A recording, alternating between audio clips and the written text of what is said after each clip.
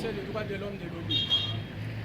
Mesdames, Messieurs les représentants des pays membres du Conseil des droits de l'homme des Nations Unies, 3 ans, renouvelables une seule fois, est le mandat vers lequel s'accourt la République démocratique du Congo, notre pays, pour occuper la cime des discussions en matière de protection et promotion des droits de l'homme à travers le monde, alors que c'est un niveau qui requiert un certain nombre de critères que le pays ne remplit pas.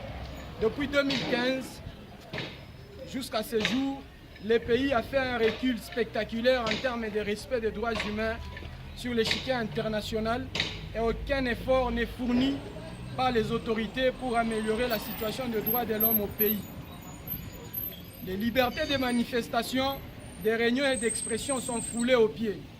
L'impunité bat tout son plein, l'appareil judiciaire instrumentalisé, incapable de mener en toute indépendance les enquêtes sur les massacres perpétrés dans le pays et d'en trouver les commanditaires. Jusqu'à ce jour, aucune issue sur les enquêtes des massacres de Beni, du Kasaï et de la mort des 2 experts de l'ONU. À ce jour, nous comptons plus de 10 000 prisonniers d'opinion politique. Nous sommes dans un pays où les dirigeants sont les premiers à violer les droits de l'homme. Tous les rapports publiés par les organisations internationales des droits de l'homme sur la situation alarmante des droits humains ont rencontré une insensibilité et indifférence manifeste de la classe politique dirigeante.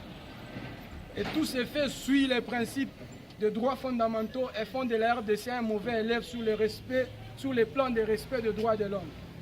Ainsi, retenir sa candidature comme membre effectif du Conseil des droits de l'homme décrédibilisera cette haute institution des droits de l'homme au monde et toutes ces démarches de protection et promotion des droits de l'homme.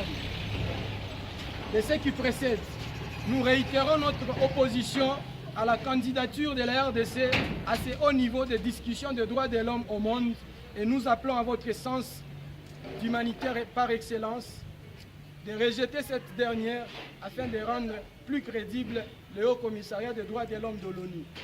Votre décision en ce jour d'examen du dossier sera un signe de respect envers toutes ces victimes des droits de l'homme de la RDC dont leurs droits n'avaient jamais été réhabilités.